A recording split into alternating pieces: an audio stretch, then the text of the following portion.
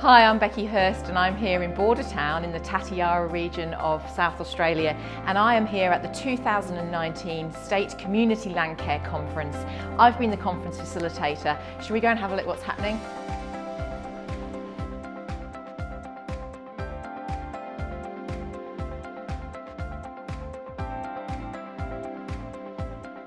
Our conference theme is Landcare Unearthed. Celebrate diversity, manage landscapes. And we're here to network, to showcase Landcare in all its glory.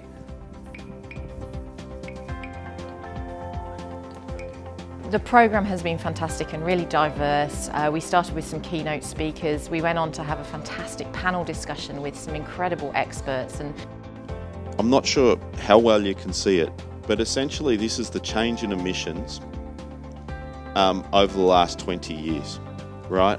And agriculture across all sectors is actually leading. Then we've had lots and lots of different concurrent sessions with people sharing their expertise, their projects, their initiatives. For me, one of the big eye-opening things here has been about bold leadership, and that we as a sector, the Landcare sector, not being afraid to take that bold leadership, to make yourself almost vulnerable. You've got to put yourself out there with what's important to you to be able to make change, make a difference. It was really great to see passionate young people at this conference, to see that there are some really bright young people, young emerging farmers and farm champions who are boldly speaking about things that need to be spoken about and acting as really wonderful role models for other young people. Because it's just not about, young people can't follow other old people. Young people follow other young people. So to see those people take a leadership role is just completely wonderful. So here we are in one of the concurrent sessions. All of the participants at the moment are all over the building, learning, sharing, gaining new knowledge. It's really good. I think it's incredibly important to challenge the stereotypes, because all too often in the media we do see a farmer portrayed as, the grey-headed fella who's, has conservative views and is, walking around the empty paddocks and all of this.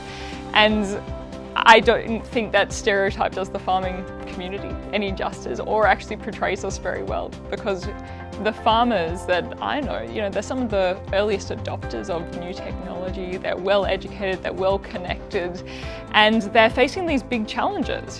How do you feed a growing global population with reduced environmental footprint in a country which has incredibly variable climate, and it's becoming more challenging to farm here? So the farmers are stepping up and sort of saying, these are big challenges. We can't do it alone. We can't just talk to our neighbour over the fence or go down the main drag and sort out these issues. We actually need to engage people from all parts of society and get these bright minds, these new ideas coming in, being injected into agriculture, so we do maintain productivity and we are sustainable long into the future. Okay, so there's been heaps of social media happening whilst we've been here, people using the hashtag, we've been sharing what's been happening with the world. We've particularly engaged youth in this conference with our Emerging Young Artists Award, with the Unearthed Digital Art installation, which showed us that youth are watching. One of the digital displays on the walls of the Tatiara Civic Centre was thousands of local youth blinking and watching. We also challenged ourselves with having youth in a panel of aspects of change. I believe that maybe just the way that young people can or want to volunteer is slightly different to the models that we already have in place, and that we just need to keep engaging young people in what is it you want, what is it you expect, how do you want to contribute, and making really supportive spaces for interested youth and young adults, and even older adults to just direct that passion somewhere and have an outlet.